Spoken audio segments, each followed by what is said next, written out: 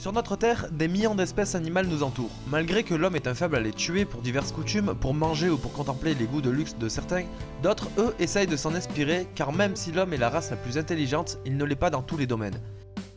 Commençons avec une mouche. Cet insecte pourrait faciliter la vie de plus de 45 millions de personnes dans le monde. C'est en fait le nombre de non-voyants sur notre Terre. Des spécialistes en biorobotique étudient de très près la vision des mouches et la façon dont elles peuvent percevoir les obstacles autant rapidement et avec une si mauvaise vision.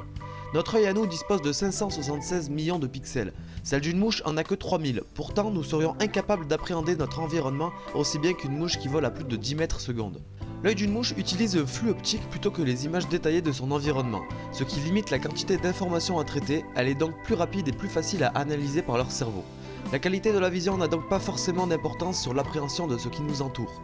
C'est sur cette étude que des scientifiques travaillent et pourraient créer une caméra non pas hyper pixelisée, seulement quelques centaines de pixels seraient nécessaires, mais surtout avec un flux optique se rapprochant de l'œil d'une mouche.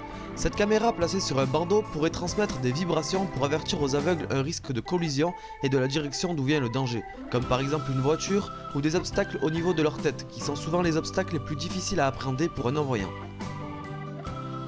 Dans un tout autre registre, un deuxième insecte a lui aussi inspiré l'homme. L'immeuble que vous voyez a été conçu avec l'aide des termites. Les architectes se sont en fait inspirés des termitières pour concevoir des infrastructures plus écologiques. Ils se sont rendus compte que les termitières trouvées dans des pays chauds, là où les températures varient entre 40 et 50 degrés, ont un excellent système de ventilation. La température à l'intérieur d'une termitière est d'environ 30 degrés. La nuit, là où la température diminue, les termitières elles sont toujours constantes à une trentaine de degrés. Pour comprendre la thermorégulation d'une termitière, des chercheurs ont donc analysé leur structure complexe grâce à une machine à impression 3D. Le secret de cette climatisation naturelle réside dans les galeries creusées sous la termitière. Cet air circule sous terre dans des puits très profonds creusés à plus de 20 mètres, parfois même beaucoup plus. L'air est rafraîchi par la température du sol et remonte pour refroidir toute la termitière pour ensuite être recraché par les cheminées. L'un des premiers immeubles construits avec cette idée-là est l'Estigate Building, construit au Zimbabwe. La structure reproduit à l'identique les galeries d'une termitière. Des études comparatives ont donc été menées et le résultat est surprenant. 35% plus écologique, près de 700 000 € économisés chaque année en comparaison avec des bâtiments conventionnels. Voici comment une si petite bête peut apprendre à l'humain comment moins polluer. Autre insecte tout autant écolo que la termite, la luciole. Depuis déjà plusieurs années, les lumières LED remplacent peu à peu les ampoules traditionnelles. Plus écologiques, une durée de vie plus longue, les diodes électroluminescentes se trouvent partout. Le seul problème qu'ont les diodes sont leur efficacité. Une très grande partie de la lumière émise par les LED se reflète dans le fond de la lampe, et lorsqu'elle traverse les matériaux de celle-ci, l'efficacité est très largement diminuée. Des chercheurs franco-belges se sont intéressés à la luciole et ses propriétés qu'elle a à diffuser la lumière. Ils ont découvert que l'exosquelette de l'abdomen de l'insecte permettrait de laisser passer plus de lumière grâce à sa structure en écaille. Imiter la structure de la luciole sur une lampe d'aile permettrait d'accroître sa luminescence. Lors de simulations faites par ordinateur, les résultats montrent qu'une LED avec la structure abdominale d'une luciole émet 55% plus de lumière qu'une DEL traditionnelle.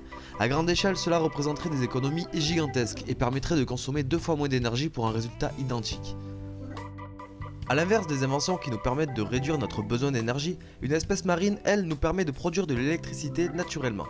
Je ne vous apprendrai rien si je vous parle des éoliennes. Depuis presque 150 ans, l'homme conçoit toujours plus d'éoliennes. Même si elles ne sont pas vraiment esthétiques et qu'elles produisent peu d'énergie comparée à des centrales nucléaires, elles sont tout de même très importantes pour l'avenir de notre environnement. Et grâce à ce mammifère marin, elles seront davantage efficaces. La baleine à bosse inspire depuis très longtemps des ingénieurs en aéronautique. Grâce à ses bosses et ses nageoires crantées, le frottement de l'eau comme de l'air est très faible. Mais depuis peu, des ingénieurs d'une société canadienne qui produisent des éoliennes ont créé un prototype totalement inspiré de cette baleine. Et les résultats sont surprenants. En comparaison avec des éoliennes traditionnelles, celles-ci produiraient 20% d'électricité supplémentaire tout en étant moins bruyantes. Ces résultats ont été mesurés sur un prototype pas encore abouti, ce qui promet une grande avancée sur les éoliennes du futur et représente un réel progrès pour l'énergie renouvelable. Pour finir, je vais vous parler du Moloch horridus. Vous n'avez peut-être jamais entendu parler de cette espèce endémique du désert australien, plus couramment appelée le diable cornu. Ce reptile de quelques centimètres pourrait lui aussi être à la base de grandes avancées pour l'écologie, mais surtout pour le manque d'eau potable dans certains pays. Dans un milieu désertique, il est capable de boire en captant l'eau d'un brouillard, de l'humidité de l'air ou celle du sable.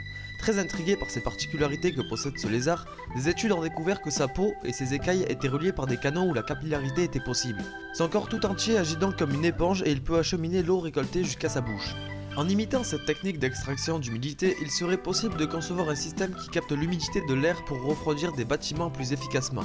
mais aussi et surtout pour obtenir de l'eau potable même en plein désert, et créer des puits écologiques dans des pays où l'eau potable est rare et où actuellement des milliers de personnes meurent chaque jour à cause du manque d'eau.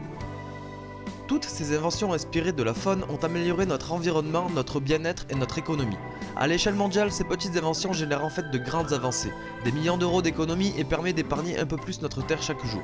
Voici une belle leçon pour l'homme qui depuis trop longtemps détruit des espèces qui pourraient pourtant nous apporter beaucoup.